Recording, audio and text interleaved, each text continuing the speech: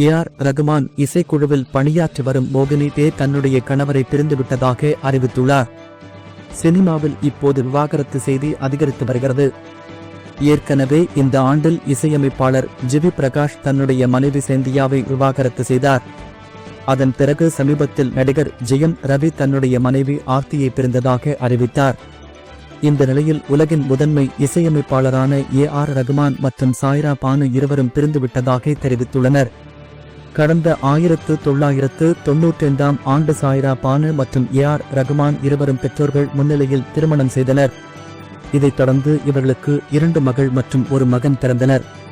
திருமணமாகி 29 ஆண்டுகள் கடந்த நிலையில் சாய்ரா பானு தனது கணவரை பிரிவதாக அதிகாரப்பூர்வமாக அறிவித்தார்.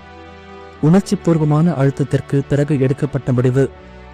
என்னதான் ஒருவரையொருவர் ஆழமாக நேசித்தாலும் வலியும் வேதனையுடனும் தான் இந்த முடிவு எடுக்கப்பட்டது என்று கூறினார். இதே போன்றுதான் இசையமைப்பாளர் ஏ.ஆர். ரகுமானும் எக்ஸ் பக்கத்தில் கூறியிருந்தார். இந்த நிலையில்தான் ஏ.ஆர். ரகுமானின் இசைக்குழுவில் ஒருவராக பணியாற்றி வரும் மோகினி தேவும் தன்னுடைய கணவர் மார்க் ஹார்ச்சிச்சி பிரிந்துவிட்டதாக இன்ஸ்டாகிராம் பக்கத்தில் அதிகாரப்பூர்வமாக அறிவித்துள்ளார்.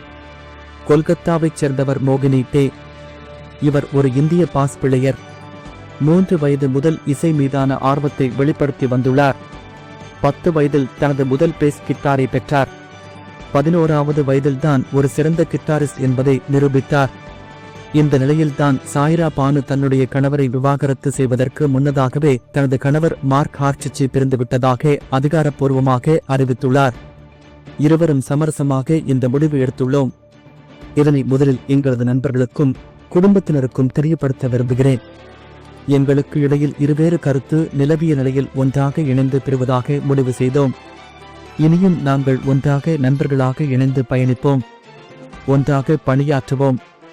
உங்களது அன்புக்கும் ஆதரவுக்கும் நன்றி. எங்களது தனிப்பட்ட உரிமைக்கு மதிப்பளிக்க வேண்டும் என்று கூறியுள்ளார்.